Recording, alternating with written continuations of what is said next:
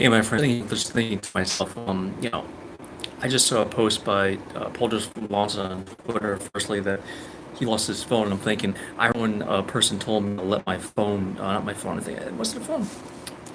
I know it wasn't a pager. Yeah, I'm old enough to know the time when, pager thing.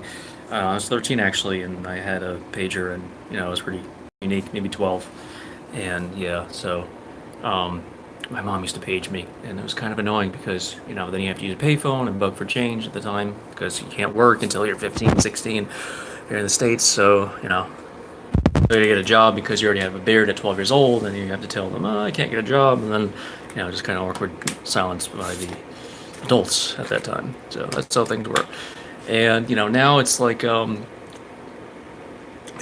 you're supposed to let your phone die because people are trying to get you to charge your phone at a certain time so that you put your phone down when you're expecting sympathy or empathy from someone so another person can steal it from you. And I'm not saying that's deliberately the action. I'm not saying that's like it's a forecasted projected event that people like that are in on, where people tell, oh, you should charge your phone right now, even though you're at 40%. So this special video I'm doing because of that is that I'm going to continue the stream until my phone dies, and then I don't know how that works on YouTube. I guess I'll learn something new today, again, on top of everything else I learned today. That whether or not the video will still upload when you do a live stream when your phone dies. So yeah, so this is can I thumb up my own video? I can. That's pretty cool. Yeah, so yeah, I'm not a big fan of editing a video. I'd rather just be myself. So so it's a daring task to to correct yourself and not hide the correction. Um, ooh, right. That's a. I mean, it's almost like you're trying to impress the person, but really it's just a matter of personal character, personal taste. So yeah, to each their own. I find that people who, once they're in that state of, I gotta judge and be right all the time and correct this person every time they make some kind of mistake, that they're not actually, um, they're not actually, they don't have your best interest in mind. I'll put it that way. And so that's something to keep in mind. So, it's not exactly an easy position to be in to be a philosopher. Let's see if I can stick with the title of the video. I don't even remember what I put the title as. Um, so yeah, so I mean, I don't really want to get into too much detail beyond that. I mean, shoot, I should share this on Twitter, shouldn't I? Um, See if I can get a few or one of my 4 followers to come in here. I'm, you know, actually quite busy. Get a pretty big day of coming, and I thought I'd make a nice little stream. Enable flash. Let's. Ooh, I can also do that on my phone. Oh no, okay, that's another way to do it on my phone. Right, okay. That's a way to do it on your phone when you're live. So, I'm not really sure how I feel about the flash right now. I have a lamp on, so. Um, Top chat, okay. Let's see if can I write something while I'm doing this? That'd be pretty cool.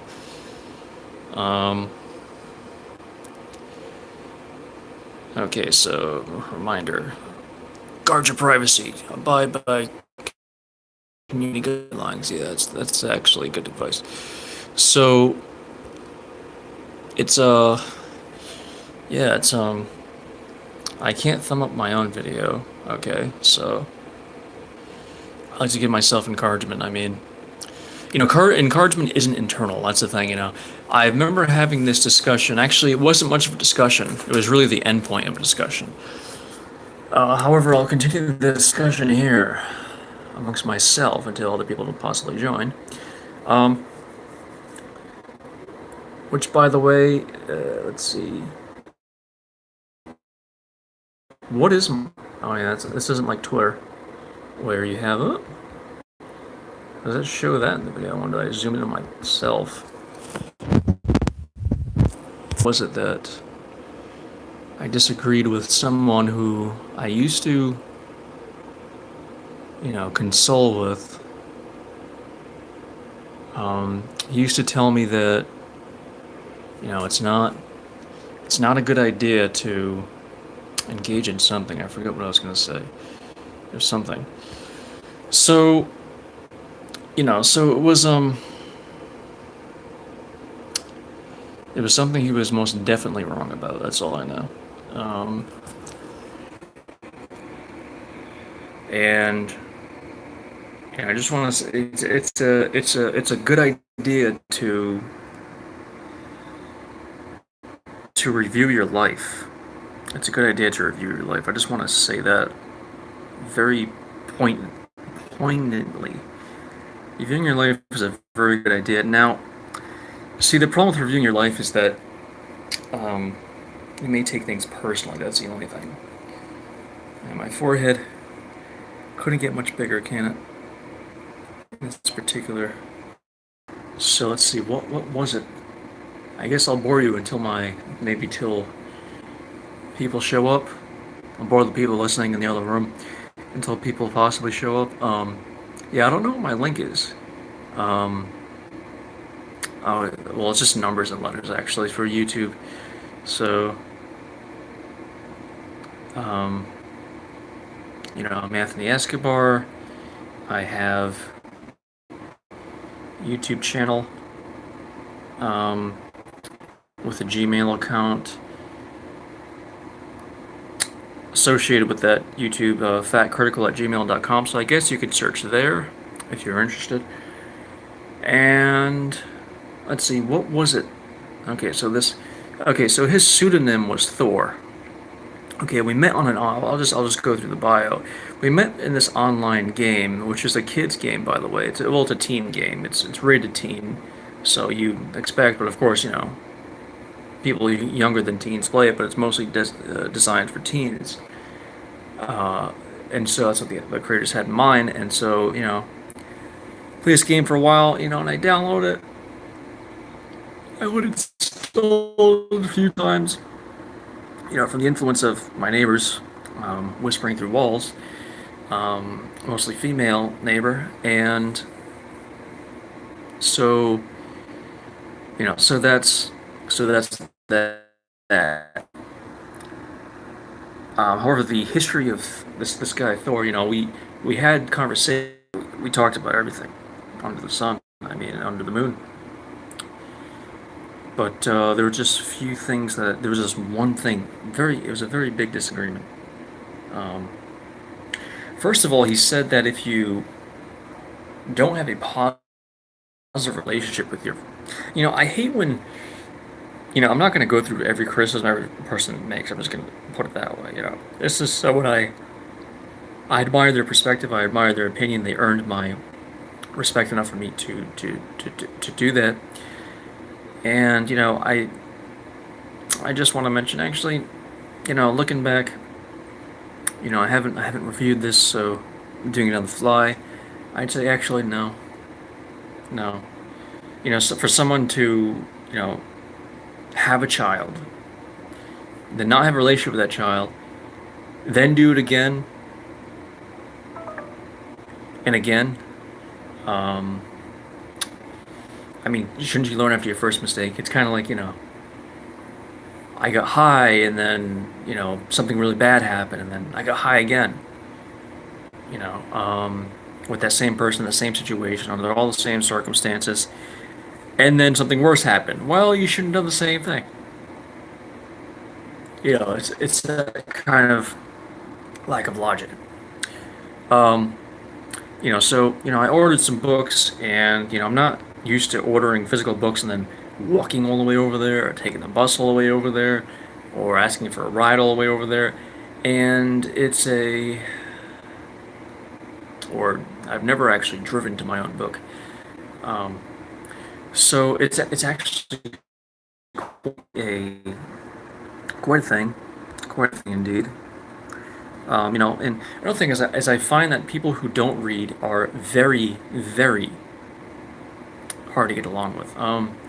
If you're a reader, you're constantly comparing prior knowledge to current knowledge. If not, then you're just not reading. You're not absorbing. Like you're just glancing, right? You're not absorbing the material. I remember this salesman I first one of my first sales job I ever had actually was this guy told me reading is to glance and to study is to remember.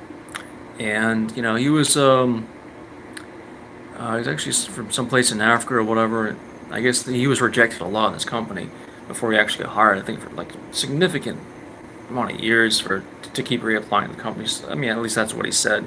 This guy ended up actually stealing something from me, I think. So, not exactly the best apple. But he did have some wisdom there, and I think that's that's something to keep in mind, is that you have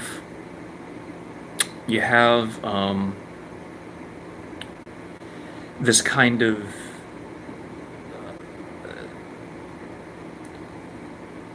memory, right? These memories, you have these thoughts, and you have to absorb what the author's actually saying, right? And this is why philosophy is such a tedious task, because when you read, you usually will obviously select a book that you find comfortable, that you like, that's your favorite author or something, or maybe you saw the movie first, you decided to read the book because you want to be hip and cool, whatever it is, and so then you go to start reading, and then you realize that if it's a philosophy book, you don't understand what you're actually reading, right? Because you're starting to read words, assuming things into those words that the author didn't actually intend for their meaning to be, and because it's a philosophy book, they're probably going to be defining those most significant terms, and so you're going to get lost, or you're going to have to challenge the definition that you understand. So you're going to have to challenge the people who defined words for you, most likely,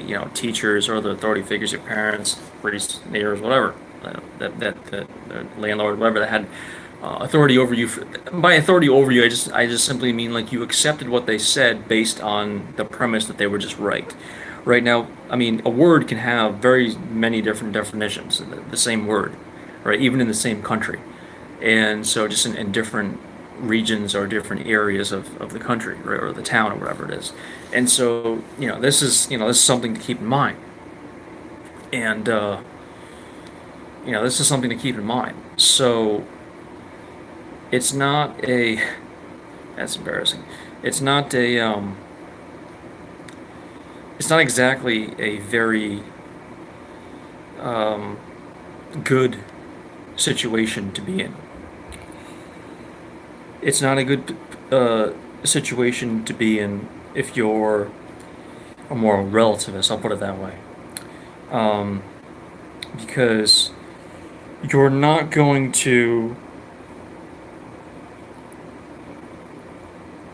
be able to objectively define anything, right? It's always, according to this person's perspective, or you're gonna be water in a canteen. You change shape in accordance to that canteen. That's what a moral relativist does, right? So a moral relativist doesn't have a spine. Okay, so let's put it that way. A moral relativist doesn't have a spine, right? And most people, including philosophers, most philosophers are moral relativists.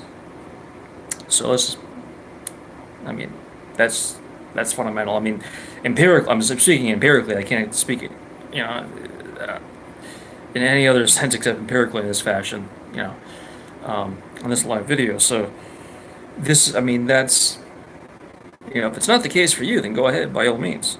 Show me, a square circle. But, um, it's like 97, 98% philosophers are relativists or something like that, moral relativists. Um, so it's not, again, it's not, I'm not saying, oh, I'm so much better than, all these philosophers. Like, of course, everyone has their own, abilities, per se. I mean, not everyone. I mean, if you're a philosopher, you certainly do.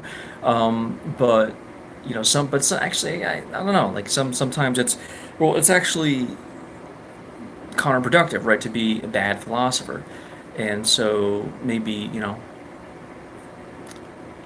it's time to check in the philosophy card if that's the case. I mean, if you're a moral relativist, I would say you're not a philosopher.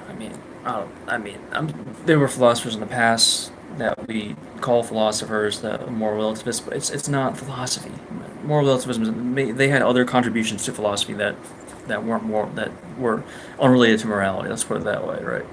So, um, so yeah, when you're reading books, I mean that's a challenge, right? When you're around people who don't read books, because then well, now you're going against the grain, right? You're going against the grain because you read books, they don't read books. Simple as that. But then if you read different books than someone else does, that's where, and then they're like, oh, well, I don't believe in having debates. It's like, well, if you're going to disagree, like, no matter if you're into debates or not, if you're going to read a different book than someone else, or just by nature of having a different life than someone else, right, or having a different IQ than someone else, you're going to have disagreements naturally. If you have no medium of exchange in those disagreements, then it's just like a soft tyranny, right? Because you have to be silent. You have to be silent. You can't actually. Um, Gosh, I can't get this button done. So you can't actually. Um, you can't actually do. I mean, one example of that context would be philosophy. And so that's something to keep in mind, right? It's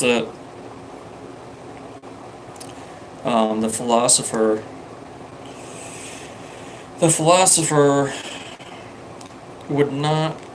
Ugh, ew, ew, ew, ew, ew, ew. That's all I gotta say. The philosopher would not be able to have a objective relationship with this individual. So that's where it's a problem. Okay, now um, it's not the philosopher's problem, right? It's a problem of really of the 21st century because most people don't read. Most people are illiterate, and even in the modern world, most people are pretty dang illiterate. I mean, because even when they think they are illiterate and when they're considered literate by governmental standards, they're not reading the words as they are meant to mean. And so, people inject their own definitions into things all the time. Now, you know, I mean, it's reading, right? It's the purpose of reading is to increase your knowledge. It's not to be absolutely congruent with the author's intention. So that's something to keep in mind. Now, none of this really, I guess, matters if you're into philosophy. If you're into philosophy and you don't want to, appear as callous to people who don't read, then that's not going to happen. It's not going to happen. I mean, as soon as you focus on image, you already lost the argument. I'll just put it that way. So, another thing is that philosophers aren't supposed to be focused on image, but other people do focus on image, and so that's something that a lot of people they just don't want to. They don't want to accept that, because politics or something else, and that's not. None of that stuff matters. None of that stuff matters. Um, if people want to get you to believe in certain things, if people want to get you to believe in certain things that are outside of what it is to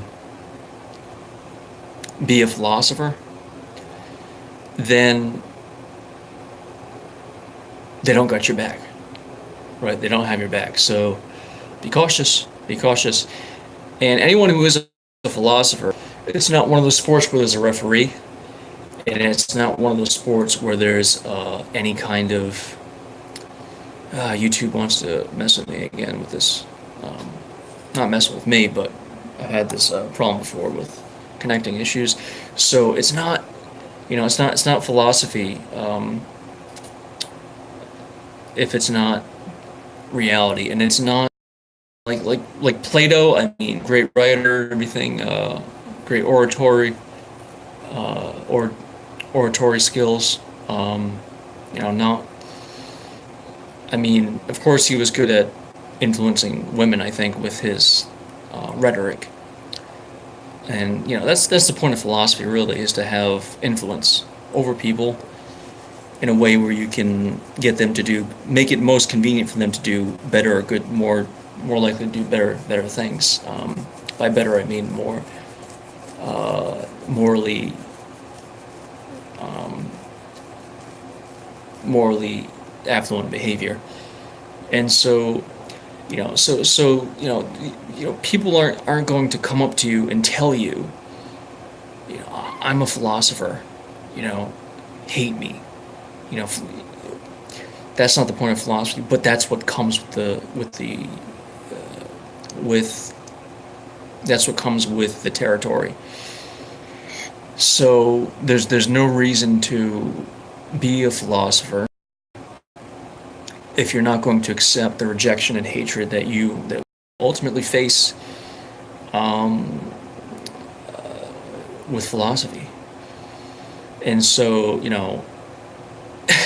it's funny because, I'm looking back and I'm comparing myself, my favorite philosopher, Stefan Molyneux, and he's still doing great, making all his videos, and, saying to myself, oh, well, I just showed my pants, and I should probably shouldn't pants, and someone says, oh, you probably turn off the video. It's like, okay, well, no.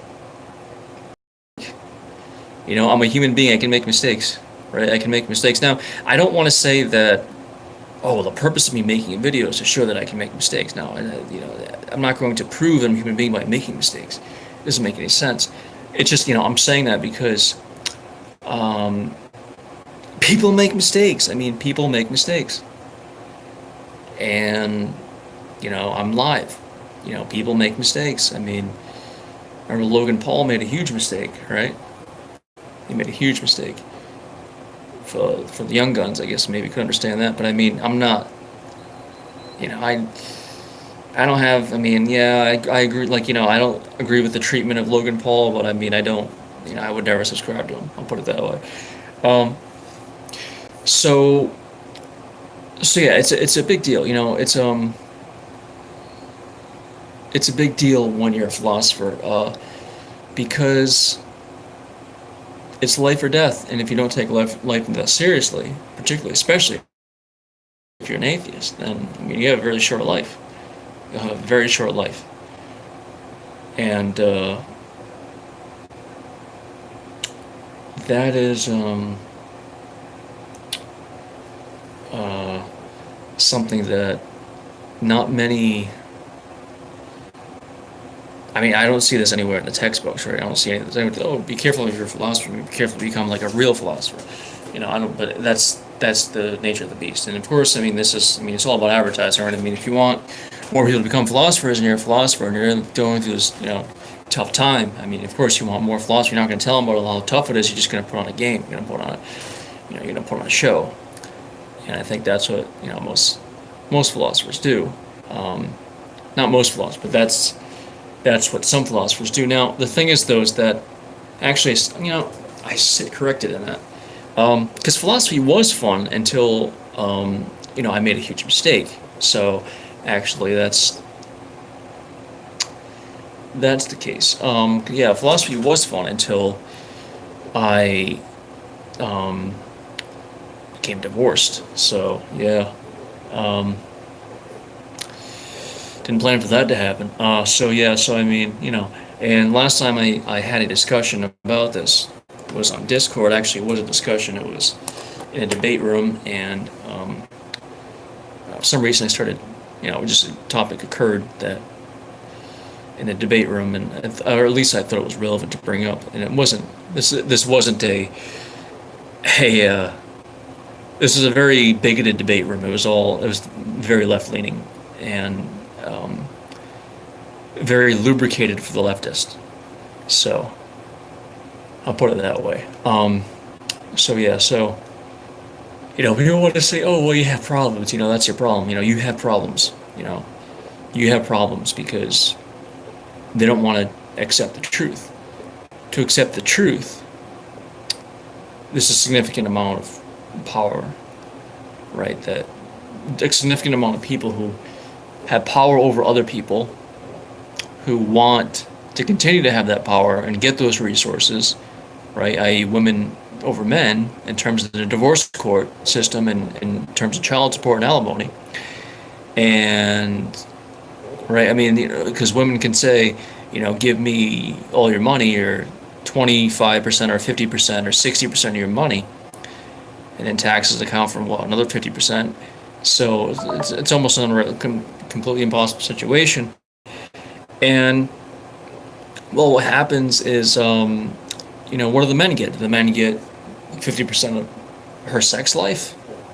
Right? Because men are there to provide resources, women are there to provide vaginas. I mean, that's just historically, that's what it's always been biologically, and that's what it continually is.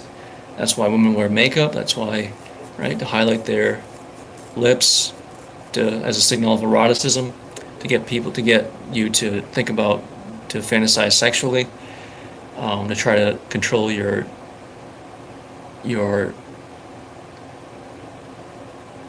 move to move. And so that's the point of making high heels, to put a woman's buttocks on a sort of platform, right, to make you sort of look at their buttocks.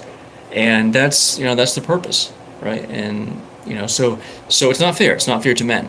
And so once you define that, men mostly are white knights, right? They're just going to defend women blindly because then they get sex, and then, right, they get to procreate, and that's how genetic. I mean, it's just the same with childhood, right? Like if you defend childhood, then you're an alien, right? If you're lucky, you're an alien. And so if you defend childhood, right? If you defend child abuse, or not child abuse, if you defend victims of child abuse, then that's a problematic thing to child abusers. And I mean, this is what Dr. Phil does this, right? Dr. Phil defines, and Dr. Phil says, yeah, maybe you should leave your dysfunctional parents if they're dysfunctional. Maybe it's not worth it. And that's that's something to contemplate for many people, I think, that they probably never contemplated. So there's a lot of thick in the air about what it is to be a good person, and it's just very simple. Don't hit, don't steal, don't rape, don't murder. I mean, why do people have to even talk about this? And the next thing is, like, of course, beyond that, I mean, everybody watching this and making it to this point don't have those kinds of people in their life. If you do, then you're getting the wrong idea. Well, now, what can you do to better the world? And of course, to better the world, you want a better children's world, better life of children. You have to, at least talk about child abuse and how terrible it is. I think that's the least that we can do. And so, the goal of the channel, I'm kind of just running with it because, I don't expect to make any income off of this. I'm just kind of doing it for myself. If I ever get an offer like, hey, do you want to, maybe talk for us, or do you want to write for us? Yeah, I'll take on something like that if it's congruent with my value system, sure. But for the most part, it's just pretty, it's pretty obvious, and this is why it kind of irritates me, because older people act so dumb about this stuff, but children know deep down, like, they not even deep down, they just know cosmetically that there's something wrong with the system and the way it's set up. And so, they're just next in line to be sacrificed. And just to watch that, I mean, I don't like watching that. And so, that's it's a hard thing to have. You know, so I guess video's gonna die, so the phone's gonna die soon. That I don't like that that there's not so much talk about why childhood is such a dangerous place. You know, childhood, you can make really great people or really evil and destructive people. And I'm going to be completely, like, I almost became a completely destructive person. Now, a person, if I look at myself and then I look at statistics, the likelihood that I won't, you know, commit suicide just based on statistics compared to the average man is quite low. But, because I have philosophy and because I have a purpose and because I have, I know the difference between good and evil, I could really care less about statistics. That's what separates me from the statistics. And I'm just, I'm an average. I mean, I'm an average person in most regards. I mean, it just when it comes to philosophy, it gets me in trouble because I know how to distinguish between, someone who's legitimately looking for the truth, which, as I'm doing, people are saying, "Oh, well, you're just legitimately looking for truth," right? They don't say that out loud, of course, not even to themselves. They'll say, "Oh, well, you must be autistic," right? Because you're not trying to, manage my emotions. Like you're not trying to coddle to my desires to be wrong and egotistically correct. My desire is to be egotistically correct and ignore that I'm wrong and where I'm wrong. Just to be used as some kind of broomstick. No, you're legitimately pursuing excellence in the virtue of truth in and of itself. Pursuing the truth in and of itself, and so it's a worthwhile goal. It's just you can get your hands cut off in the process, right? And that is something, I mean, historically that was the case. Now, I mean, that's not the case now. Historically, that was the case. And so, just like, I mean, the best ambition is just to look at the medieval times and to say, heck, at least we don't have it that bad. And for me, that's my rocket fuel. Look at the medieval times, right? Look at the medieval times. And the medieval times will tell you that you have it made. I mean, because you have the internet, right? You have the internet. And, so you can be the greatest philosopher of all time. That's why I chose to become the greatest philosopher of all time, because of the internet. Because of the digital age. Because I know this is, I mean,